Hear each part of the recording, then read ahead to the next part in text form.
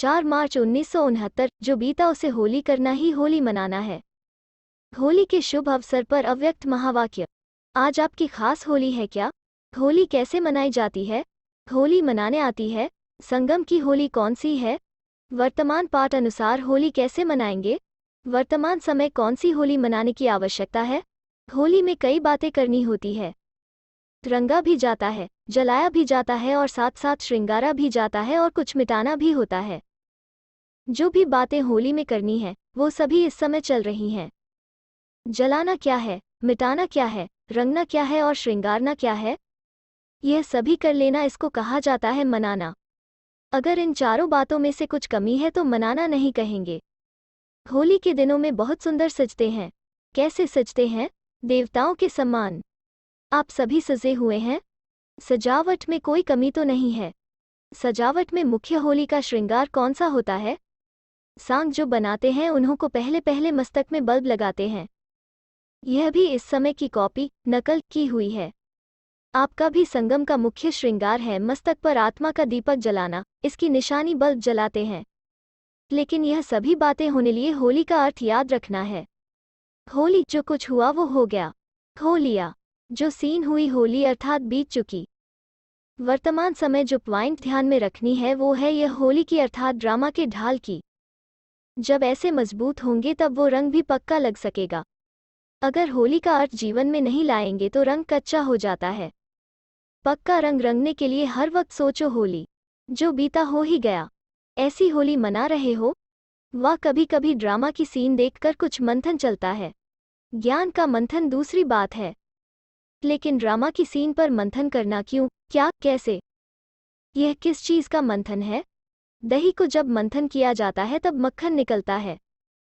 अगर पानी को मंथन करेंगे तो क्या निकलेगा? कुछ भी नहीं।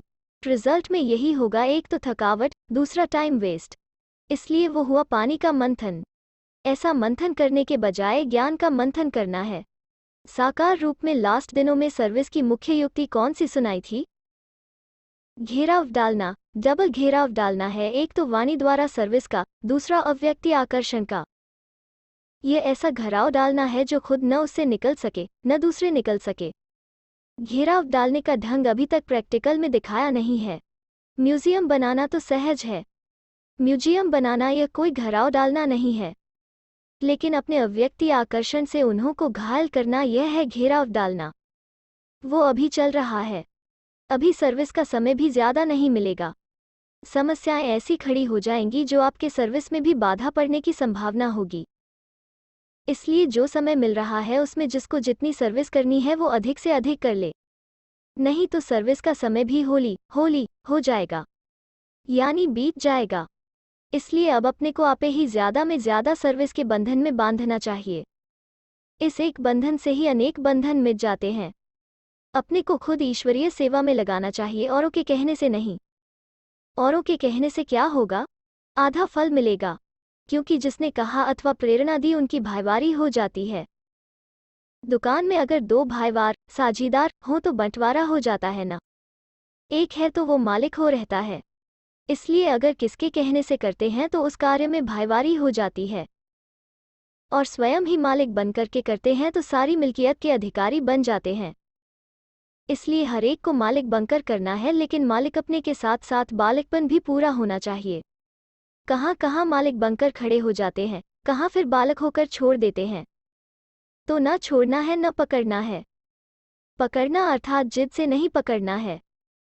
कोई चीज को अगर बहुत जोर से पकड़ा जाता है तो उस चीज का रूप बदल जाता है ना। फूल को जोर से पकड़ो तो क्या हाल होगा? पकड़ना तो है, लेकिन कहाँ तक, कैसे पकड़ना है, यह भी समझना है। या तो पकड़ते अटक जाते हैं व छोड़ते हैं तो छूट जाते हैं। दोनों ही समान रहे यह पुरुषार्थ करना है।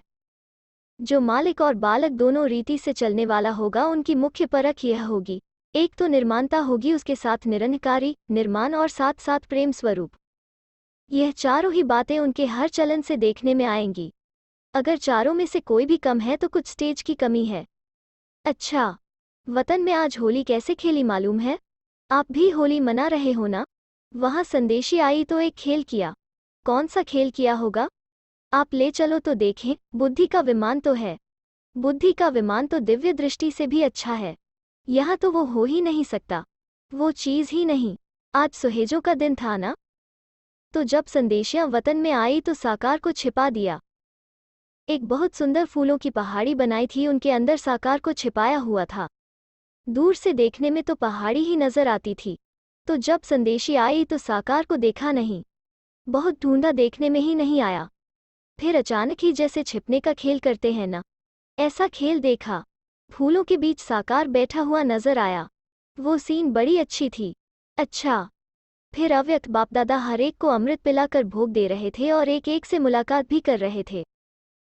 खास म्यूजियम वालों को डायरेक्शन दे रहे थे कि अव्यक्ति आकर्षण से म्यूजियम ऐसा बनाओ जो कोई भी अंदर आए, देखे तो एकदम आकर्षित हो जाए। 10 मार्च 1969